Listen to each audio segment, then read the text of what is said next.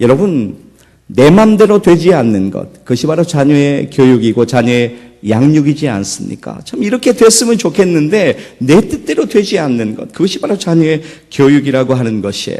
그러나 세상에 자녀가 잘 되지 않기를 바라는 부모가 어디에 있겠습니까? 세상에 나의 모든 것을 쏟아부어서 주어도 아깝지 않은 것이 바로 자녀인데, 그들이 바르게 성장하고 올바르게 자라나기를 우리 모두는 기대하고 또 바라고 있는 것이죠.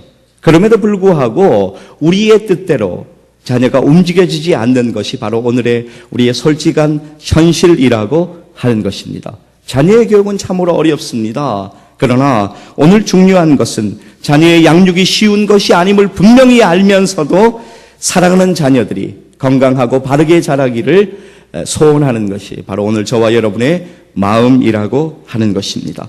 자, 오늘 우리의 본문인 에베소서 6장 4절 말씀을 이 시간 우리 한 목소리로 같이 한번 읽겠습니다. 시작.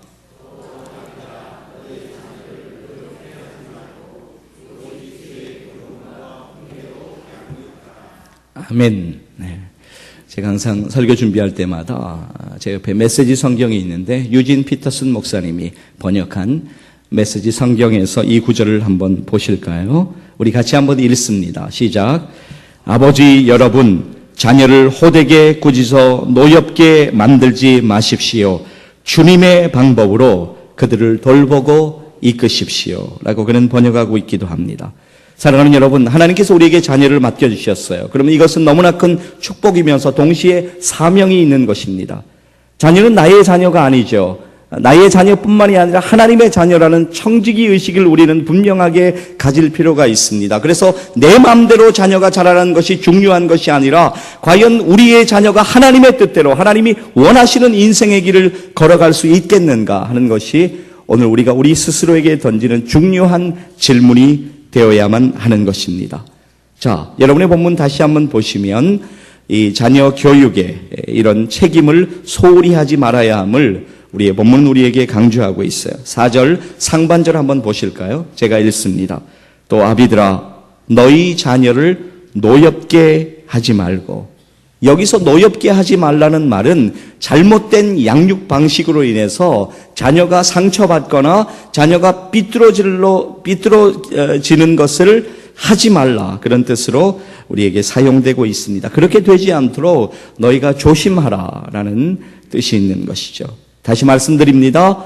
자녀 양육은 너무나 어렵습니다. 그러나 나의 힘으로 자녀 양육을 하려고 하면 우리의 자녀 양육과 교육은 100% 실패할 수밖에 없습니다. 그렇다면 우리는 어떤 방법으로 자녀의 양육을 해야 할까요?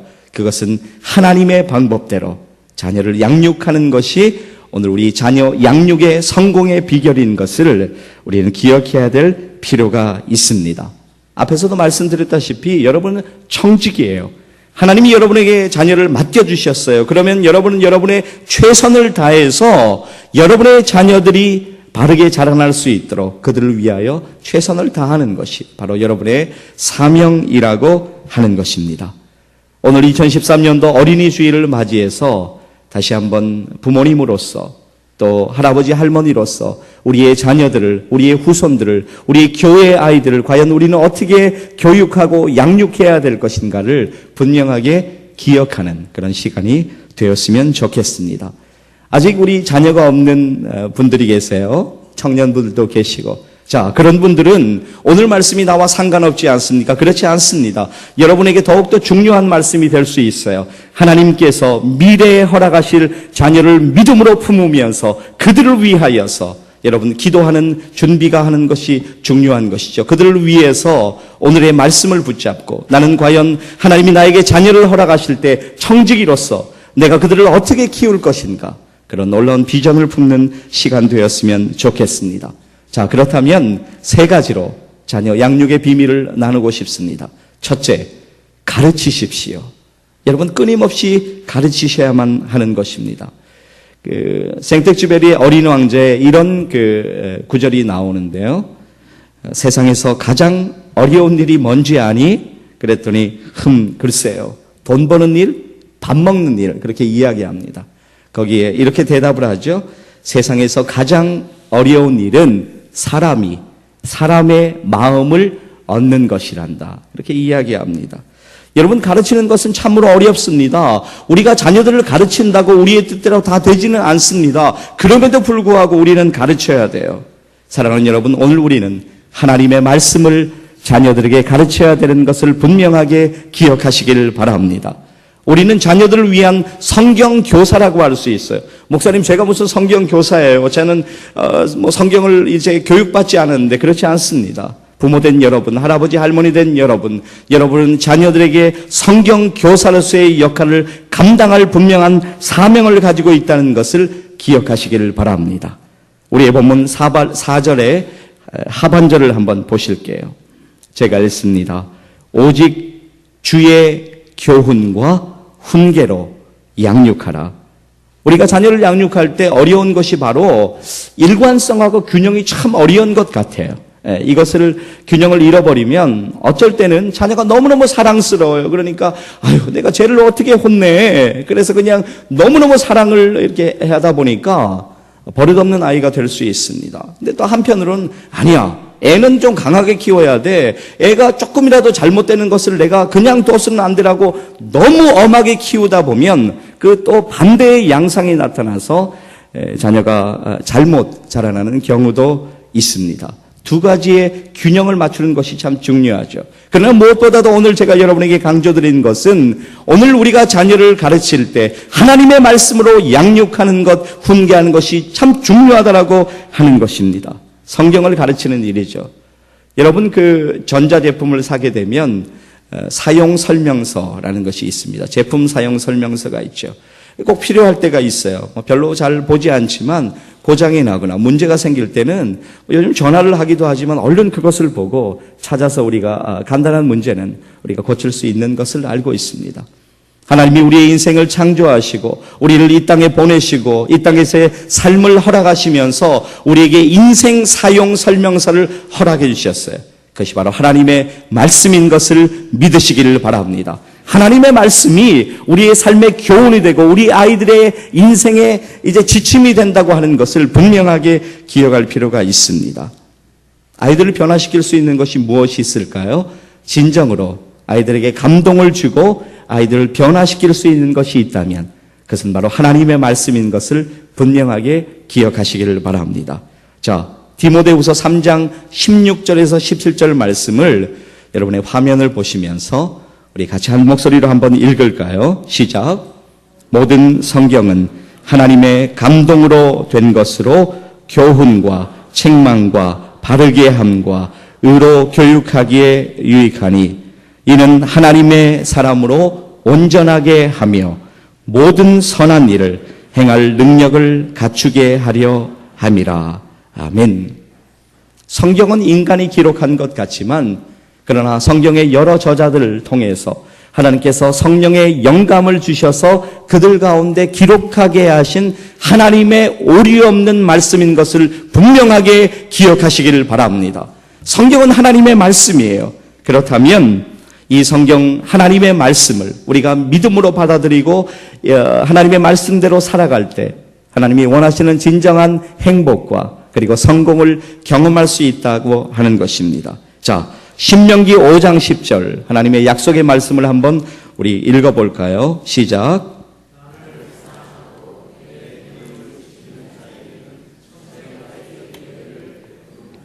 아멘. 저는 오늘 여러분들에게 여러분 자녀가 있으신 분들 또 손자 손녀가 있으신 분들에게 자녀의 지식 교육을 소홀히 하라. 그것을 말씀드리는 것이 아닙니다. 또 대충 하라는 말씀을 드리는 것도 아니에요. 우리가 거기에다가 너무나 몰두하다 보니까 정말 본질의 중요한 것을 놓칠 때가 많다라고 하는 것입니다. 오늘날 교회 교육은 참으로 중요하죠. 우리가 선교하고 전도하는 교회가 되어야 되지만 그러나 또 우리 내부적으로는 우리 교회 학교, 학생부, 청년부가 건강하게 또 바르게 믿음으로 성장할 수 있도록 우리의 모든 최선을 다하여 저들을 위해 기도하고 투자하고 노력하는 일들이 분명히 필요함을 믿습니다. 그런데 한 가지 안타까운 사실이 있어요. 그것은 무엇이냐면 주일에 하루 나와서 1시간 내지 길면 1시간 20분 정도 저들이 하나님 앞에 예배드리고 이제 성경 공부를 하는 것으로 저들의 인생 가운데 하나님의 말씀을 들을 수 있는 시간이 너무나도 작다는 것입니다. 그렇다면 방법은 무엇일까요? 여러분이 가정에서 성경을 가르치는 것입니다. 자, 신명기에 보게 되면 이스라엘 백성들의 축복의 원리, 그리고 성경 교육의 원리를 우리에게 이렇게 소개하고 있습니다. 자, 신명기 6장 6절에서 9절 말씀, 우리 같이 한번 한 목소리로 읽기를 원합니다. 시작. 오늘 내가 내게 명하는 이 말씀을 너는 마음에 새기고 내 자녀에게 부지런히 가르치며 집에 앉았을 때에든지 길을 갈 때에든지 누워 있을 때에든지 일어날 때에든지 이 말씀을 강론할 것이며 너는 또 그것을 내 손목에 메어 기호를 삼으며 내 미간에 붙여 표로 삼고 또 내 집 문설주와 바깥문에 기록할지어다. 아멘. 결국 이 말씀은 가정에서 그리고 우리의 모든 생활의 현장 가운데에서 끊임없이 하나님의 말씀을 우리의 자녀들에게 가르치라 하는 것을 우리에게 분명하게 말씀하고 있습니다. 사랑하는 여러분, 이 일을 여러분이 감당하셔야만 합니다. 자녀들에게 하나님의 말씀을 가르치십시오. 그것이 하나님의 놀라운 축복을 자녀들이 경험하는 비결인 것을 분명하게 믿음으로 여러분 새기시기를 바랍니다. 2주 전에 우리가 토요일 날 개강 예배를 드리고 Who Made the World? 라는 타이틀로 우리가 영어 성경학교를 이제 개강을 했어요. 1년짜리 과정이 되겠는데 저는 참으로 감사한 것이 아이들에게 복음을 가르치는 일이 참으로 중요한데 영어로 복음을 아이들에게 심어줄 수 있어서 너무나 하나님께 감사하고 있습니다.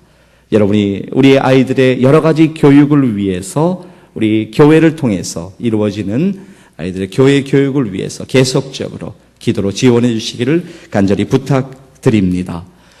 아마 여러분에게는 처음 소개하는 것 같아요. 근데 저는 이분이 한 말을 참 좋아하고 또 인용하는 것을 즐겨 하는데요. 빌렐모스 브라켈이라고 하는 분이 한 말을 여러분에게 조금 읽어드리고 싶습니다.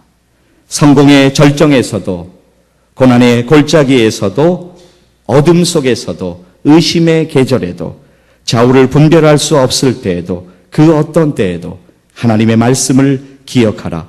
그 어떤 재난 속에서도 그 어떤 상황 속에서도 하나님의 말씀은 늘 동일한 위로와 평화를 주고 상담자가 되며 나침판이 되어 줄 것이다. 그는 그렇게 이야기하고 있습니다. 사랑하는 여러분, 여러분이 자녀들에게 끊임없이 하나님의 말씀을 가르치는 것이 여러분이 줄 수 있는 인생 최고의 유산임을 믿으시기를 바랍니다. 이런 말이 있어요. 재산을 물려주는 것은 조금 물려주는 것이다. 지식을 물려주는 것은 많이 물려주는 것이다. 신앙을 물려주는 것은 전부를 물려주는 것이다.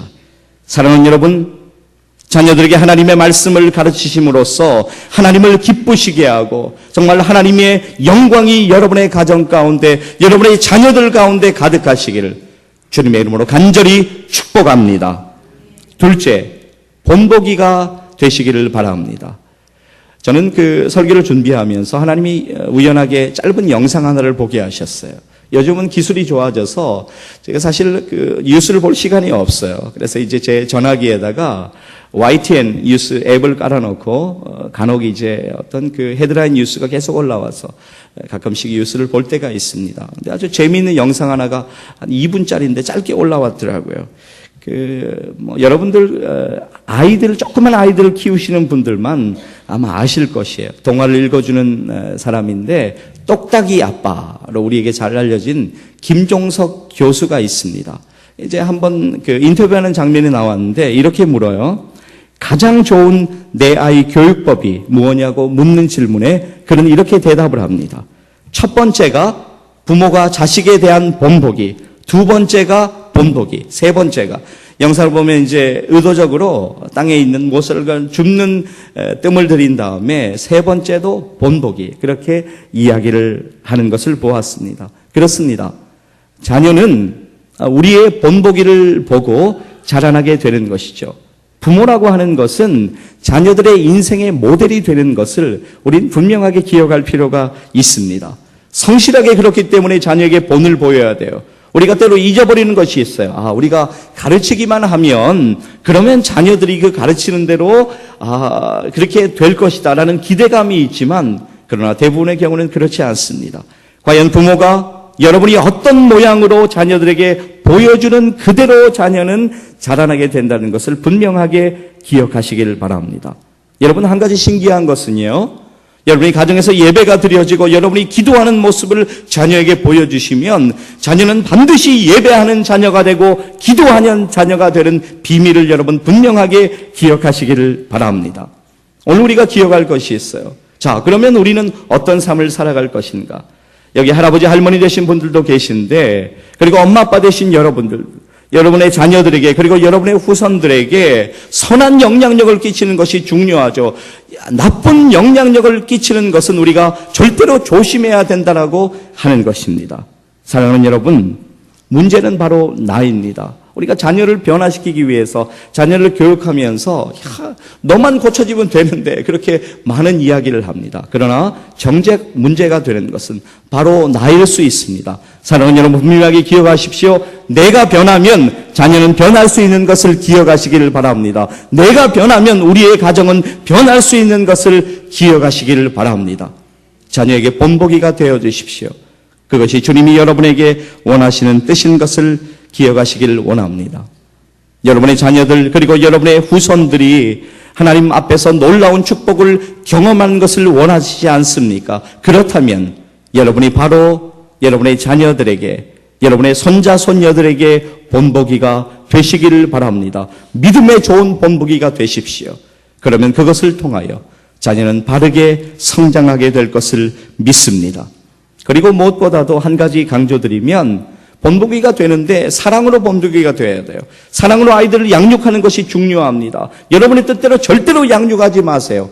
사랑으로 끝까지 안아주시고 사랑으로 본보기가 되시면 하나님이 여러분 가운데 축복하시고 여러분의 가정 가운데, 여러분의 자녀들 가운데 그들이 믿음의 성숙과 변화를 경험하는 그런 놀라운 간증거리가 넘쳐나게 되기를 주님의 이름으로 간절히 축복합니다. 세 번째, 기도하셔야만 합니다. 메가더 장관의 유명한 기도가 있죠. 자녀들을 위한 기도문이 있는데 제가 이 시간 다 준비했습니다만 시간 관계상 이제 다 읽지는 않겠습니다. 끝부분만 제가 조금 읽어 드릴게요. 자기 자신의 지나치게 집착하지 말게 하시고 겸허한 마음을 갖게 하시사 참된 위대함은 소박성에 있음을 알게 하시고 참된 지혜는 열린 마음에 있으며 참된 힘은 온유함에 있음을 명심하게 하옵소서. 그리하여 나 아버지는 어느 날 내 인생을 헛되이 살지 않았노라고 고백할 수 있도록 도와주시옵소서. 사랑하는 여러분, 저는 믿습니다. 여러분의 자녀들, 여러분보다 더 잘 아는 사람이 있을까요? 그렇지 않습니다. 여러분이 여러분의 자녀를 잘 아는 것이라고 저는 분명하게 믿습니다. 그렇다면 오늘 여러분이 할 일이 한 가지 있습니다. 그것은 무엇입니까? 자녀들을 가슴에 품고 여러분의 골방으로 들어가 자녀들을 위한 기도를 시작하는 것입니다. 자녀들을 위해서 뜨겁게 기도하십시오. 자녀들을 위해서 울며 기도하십시오. 하나님이 분명하게 역사하여 주실 것입니다. 부모는 자녀를 위한 중보자가 되어야 합니다. 여러분, 자녀에게 우리가 좋은 것을 줄 수 있어요. 그러나 그것은 한계가 있습니다. 그러나 우리는 믿음을 저들에게 전수해 줘야 돼요. 그렇다면 믿음의 전수에서 가장 중요한 것은 기도라고 하는 것입니다. 자녀를 위해서 더욱더 기도하십시오. 하나님께 맡겨드리십시오. 기도하는 자녀는, 여러분이 기도하시면 하나님께서 그 자녀를 책임져 주시는 것을 분명하게 기억하시기를 바랍니다. 성 어거스틴의 어머니 모니카, 우리에게 잘 알려져 있는데 이런 이야기를 했어요. 기도하는 어머니의 자녀는 결코 망하지 않는다. 위대하게 주님의 일을 감당한 모든 사람들의 뒤에 보면 기도하는 어머니, 아버지가 있었다고 하는 것을 우리는 분명하게 기억할 필요가 있습니다. 흔히 우리는 어머니의 기도를 세상에서 가장 욕심이 없는 기도다, 그렇게 이야기할 때가 있습니다. 왜 그런가요? 나의 유익을 위해서 기도하는 것이 아니라 자녀가 잘 되기를, 자녀가 하나님 앞에 귀하게 쓰임받기를, 자녀가 올바른 믿음으로 자라기를 기도하는 순수한 기도, 여러분의 기도 하나님이 들으실 것입니다. 그리고 분명하게 응답하여 주실 것을 믿으시기를 바랍니다. 성경에 보게 되면 종종 자녀를 위해서 간절하게 기도하는 이제 이야기가 등장합니다. 여러분 한나를 기억하시나요? 한나는 자녀가 없었어요. 하나님께 간절하게 기도합니다. 하나님께서 자녀의 축복을 허락하셨어요. 사무엘을 그에게 주셨습니다. 자, 그렇다면 기도가 끝나도 되지 않을까요? 그러나 한나는 그렇지 않았습니다. 끊임없이 자녀를 축복하며 하나님께 맡겨드리며 기도할 때 여러분 얼마 시간 관계상 다 나눌 수는 없겠습니다만은 사무엘의 생애에 정말 감당할 수 없는 놀라운 축복을 하나님이 허락하신 것을 기억하시기를 바랍니다. 사랑하는 여러분, 자녀가 잘 되기를 원하십니까? 그렇다면 기도하십시오. 하나님께 자녀의 모든 걸음을 맡겨드리고 기도하시기를 바랍니다. 자녀들이 인생을 살아가는 동안에 마주할 여러 가지의 영적 전투에서 승리하기를 위해서 기도해 주십시오. 그리고 무엇보다도 예수님과 만남을 가지고 예수님과 동행하면서 이 땅에서 놀라운 주님의 축복을 경험할 수 있기를 위해서 기도하시기를 바랍니다. 한 가지만 기억하십시오. 자녀들의 장래는 여러분의 무릎에 달려 있습니다. 저는 오늘 저와 여러분들이 자녀를 위해 더욱더 뜨겁게 기도하면서 오늘 저와 여러분의 가정 가운데 놀라운 주의 은혜가 그리고 자녀들이 잘되고 자녀들이 축복받는 놀라운 간증이 넘쳐나기를 주님의 이름으로 간절히 축복합니다. 사랑하는 여러분, 저는 오늘의 말씀을 준비하면서 제 목양실에 책꽂이에 꼽혀있는 책 한 권을 오랜만에 꺼내서 읽게 되었습니다. 셀리 클락슨이라는 분이 쓰신 하나님이 주신 어머니의 사명맘이라는 책이었어요. 그 책을 읽어 내려가다가 예전에도 한번 참 그 부분에서 귀한 감동을 받았는데 책 197페이지에 나와 있는 한 어머니의 편지를 여러분에게 소개를 해드리고 싶어요. 그 어머니는 셀리 클락슨이 주최하는 세미나에 참석을 했어요. 그리고 은혜를 받고 셀리 클락슨이 이렇게 자녀에게 하라는 대로 가서 실천을 했어요. 그리고 실천했다고 이제 셀리 클락슨에게 쓴 편지를 여러분에게 잠깐 소개해드리고 싶습니다. 모든 내용을 소개해드리지는 못하고 중간 이후로부터 제가 잠깐 읽어드립니다. 제 아들의 학업 성적이나 수업 태도에 대해서는 초월할 수 있었습니다. 지금 중요한 것은 아들과의 관계가 다시 회복되는 것이었습니다. 그래서 그것에만 열중했습니다. 상태가 어떠하든 간에 그 모습 그대로를 사랑하는 제 마음을 아들이 알기 원했습니다. 그리고 하나님께서 그 아이를 누구보다도 사랑하고 계신다는 것을 깨닫게 해주고 싶었습니다. 하나님의 은혜로 아들과 정말로 행복한 시간을 보냈습니다. 올해 말 제 아들의 학교 성적은 예전과 별반 다른 것이 없었습니다. 그러나 우리 두 사람의 관계는 그 어느 때보다 가깝고 친밀했습니다. 그런데 2주 전 갑작스러운 아들의 죽음을 맞이했습니다. 예전부터 가끔씩 심장에 알 수 없는 문제로 고생을 했었는데 결국 잠을 자다가 심장마비로 세상을 떠나 예수님 곁으로 갔습니다. 죽음 앞에서 저는 1시간 동안 울었습니다. 그것은 슬픔의 눈물이 아니었습니다. 애통의 눈물도 아니었습니다. 아들과 헤어진 아픔은 있었지만 제가 흘린 눈물은 감사와 기쁨의 눈물이었습니다.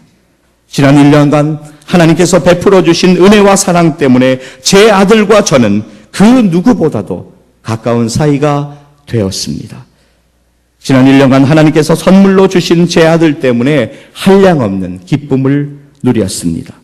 그러한 시간이 없었더라면 저는 제 아들의 죽음 앞에서 망연자실할 수밖에 없었을 것입니다. 그러나 하나님께서는 놀랍게도 제 마음에 큰 위로와 평안을 주셨습니다. 다시 회복된 아들과의 관계를 기뻐하셨던 하나님의 신호였습니다. 관계를 회복하기까지 어려운 점도 참 많았습니다. 마음에 상처되고 당황스럽고 눈물도 많이 흘렸습니다. 무엇보다도 끊임없는 기도가 필요했습니다. 그러나 모든 과정을 통해 제 아들은 제가 얼마나 그를 사랑하는지 느낄 수 있었고, 그리고 그 아이가 저를 얼마나 사랑하는지도 느낄 수 있었습니다. 그 어머니의 편지는 이렇게 끝을 맺고 있습니다. 저에게 있어서 16년 동안 그 아이와 함께 보낸 시간들은 너무나도 소중하고 귀한 선물입니다. 저는 지금 그 선물을 마음에 간직한 채 아무런 미련도 후회함도 없이 저의 아들 기쁜 마음으로 예수님께 보냅니다. 사랑하는 형제 자매 여러분, 오늘 어린이 주일을 맞이하여서 여러분 다시 한번 여러분의 자녀들, 여러분의 손자 손녀들과의 관계를 소중하게 여기는 시간 되시기를 간절히 바랍니다. 시간과 마음을 들이십시오. 그들에게 다가가십시오. 여러분이 그들의 손을 잡아줄 때 그들은 여러분의 손을 잡고 오늘 주의 사랑을 경험하면서 일어나게 될 것을 분명하게 믿으시기를 바랍니다. 2013년에 5월의 첫 주일, 어린이 주일, 여러분이 이 세 가지는 분명하게 기억하셨으면 좋겠습니다. 하나님의 말씀을 아이들에게 가르치십시오. 그리고 아이들에게 믿음의 본보기가 되십시오. 그리고 아이들을 위해서 울며 기도하십시오. 저는 여러분들이 이 거룩한 사명을 감당하시기를 주님의 이름으로 축복합니다. 매년 돌아오는 어린이 주일, 그러나 올해는 여러분의 정말 인생의 결단이 있는 인생의 터닝 포인트가 되는 시간 되시기를 간절히 소원합니다. 사랑하는 여러분, 오늘 마지막으로 드리는 저의 질문은 이것입니다. 여러분 지금까지처럼 그냥 그렇게 사시겠습니까? 아니면 여러분의 자녀들과 후손들을 위하여서 그들을 가르치고 그들에게 본보기가 되며 그들을 위해 뜨겁게 기도하면서 하나님이 여러분과 여러분 자녀들에게 허락하시는 놀라운 축복을 경험하면서 행복한 가정을 이루시겠습니까? 이 시간 여러분의 대답은 과연 무엇인가요? 기도하시겠습니다.